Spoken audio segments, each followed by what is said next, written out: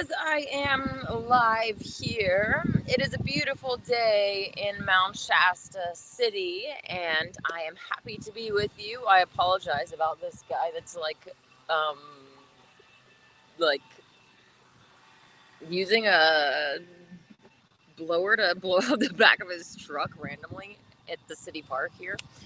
Anyways, I would like to start off with a prayer. God and Goddess, thank you for this beautiful day. Thank you for all that you have given us and all of our needs that you continue to meet. Thank you for the love and forgiveness and support and comfort that you give us. Please help us to be your hands and feet of mercy. Please help us to show others the way and show them the love and forgiveness and kindness that you have graced us with as well.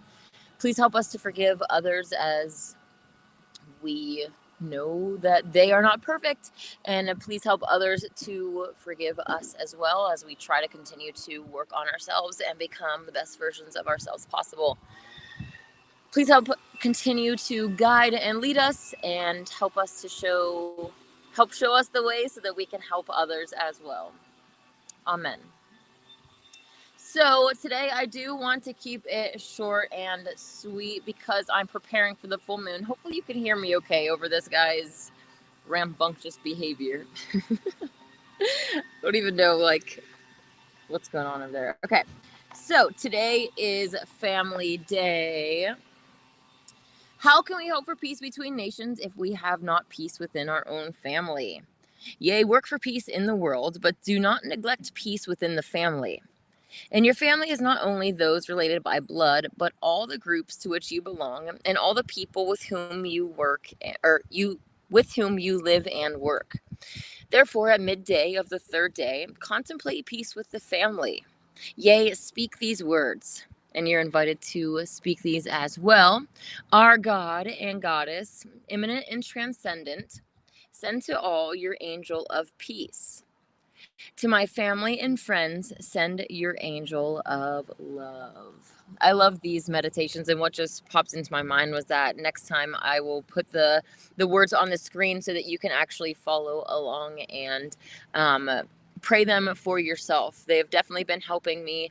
Today is Family Day, and I didn't even really think about that when I reached out to my dad yesterday and started a little bit of a conversation and kind of continued today and just asking in general about if he knew his great grandparents and his religious background in that manner. So it's really cool to it's kind of leaking into the Heritage Day stuff, but getting to know your elders and where you're from and coming to peace with all of that and having peace in our interactions with our families, trying to make sure that we are listening to,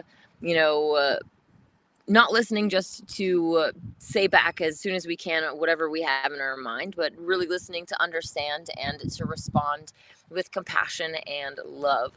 Having peace in the family and strengthening the family bond is definitely important. So I encourage you to do what you can to take the steps necessary to try to find peace with your family. I know a lot of people are estranged from their family, whether it is because of the truth, whether it's because of religious spirituality, any of these different things.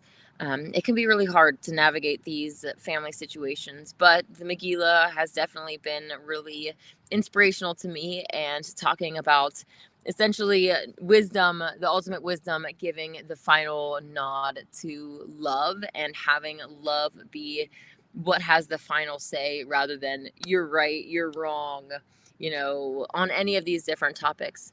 Approaching in a loving manner is the only way that we're ultimately going to be able to change the situations that we're in and plant those seeds in our family to help them bloom, because we know our family deep inside. Like for me, I know my family is really great, and I know that veganism aligns with who they truly are inside, and that being non-vegan or pre-vegan is just part of the cultural programming and the stuff that we need to kind of shake off and awaken from that darkness to become who we truly are, to have all of our actions, our thoughts, and our words deeds, actions, thoughts, all of it aligning with who we truly are, and ultimately aligning that with the golden ladder and knowing that our actions and stuff is either lifting us up or taking us down. So hopefully that is encouraging to you. Chapman Chen says animals are our family, our sisters and brothers.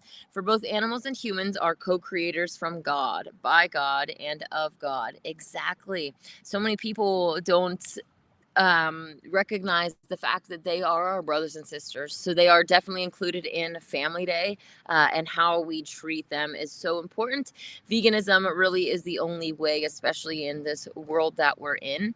In the Megillah and other scriptures, it talks about them being shepherds and being in different situations than we have today, where those animals are actually loved and taken care of. When they're too old to produce, they're not sent off to slaughter and eaten. They're still embraced and loved until their final days. Like your pet, when your pet is in pain and suffering when they get old, obviously there is, euthanasia, whatever, all of those alternatives, but you don't just kill your dog and then eat it when it gets old and can't wag its tail as much when you walk in the door, or whatever you're getting from it, that love, that attention, affection that you're getting from that animal.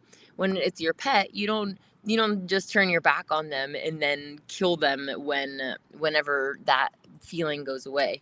And it should be the same treatment with all of the animals, whatever species they're in, because like Chapman Chen says, there are brothers and sisters too. God created all of us. He didn't create any species for another species to dominate and enslave and all of that. He created us as a very beautiful, diverse family of different species, of different races, different personalities and different strengths and weaknesses, that we are all together one beautiful blended family, and we need to embrace that. Even those in the darkness, those that attack us, those that are stumbling around, there are brothers and sisters as well, and we need to have compassion and love for them, because they're already lost and in darkness. And if we go at them sideways and we're attacking them, it's just going to add to that pain and further push them away, push them down into the dark path that they're already on.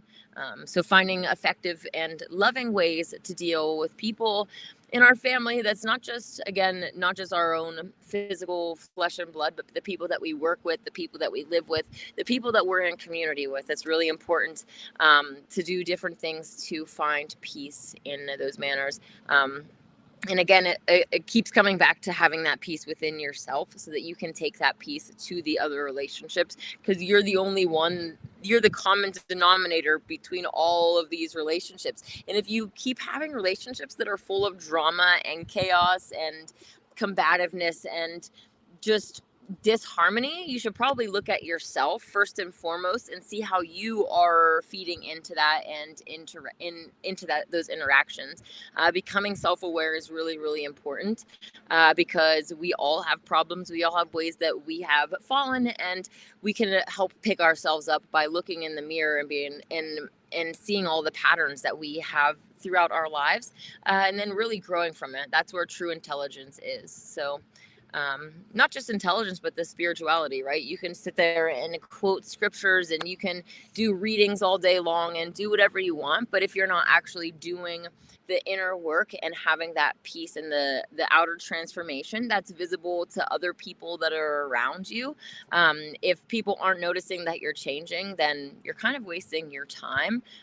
You're just going through the motions, and well, that's just not the way that you should go about it, but we all know that some people do. So, like I said, I'm going to keep this short. Hi, David D. How's it going? David D. says, so Shasta is locked at Bunny Flat. Exactly. You might have read the... Oh, well, maybe I didn't post it in the description. I meant to. But Mount Shasta is currently closed at Bunny Flat right now. So the event will take place at Bunny Flat. We go up the road as far up as we can, and have it at the highest point, so that we can connect with the divine in that way. Bunny Flat is definitely a different situation up there. It's not as it's not a setup for a large crowd.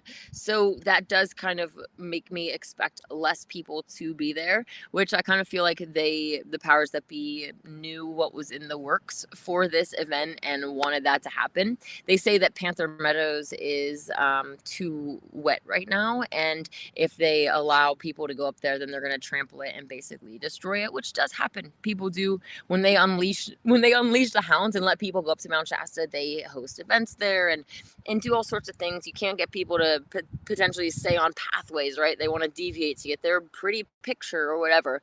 And this happens, unfortunately, everywhere in nature.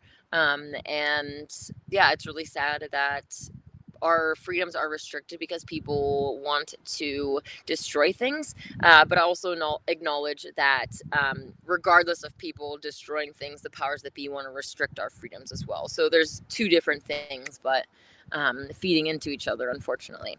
Anyways, so Thursday, July 10th at sundown, I will be up at Bunny Flat, unless there's a miracle happens and they open the gate, which if you want to pray and send some energy that way, that would be awesome. I would really love to be all the way up at the top of the mountain. But we're going to be up at Bunny Flat. So that is what's going on. I actually have some vegan burgers that are in the oven right now that I need to go and take care of. So that's why I'm going to wrap this up a little bit short. But I plan to be at least come on and say the prayer with you tomorrow and touch base. And so, yeah, until then, I hope that you have a wonderful day. I hope that you'll take some time to think about some practical ways that you yourself can be more peaceful with your family or find peace and handle situations a little bit differently so that what you're bringing to the table is peaceful. And that peace, whether we're in peace or chaos, that energy can be felt by others and rubbed off. Like it's what's the word that I'm looking for? People get infected by it. It's infectious. That's the word that I'm trying to find.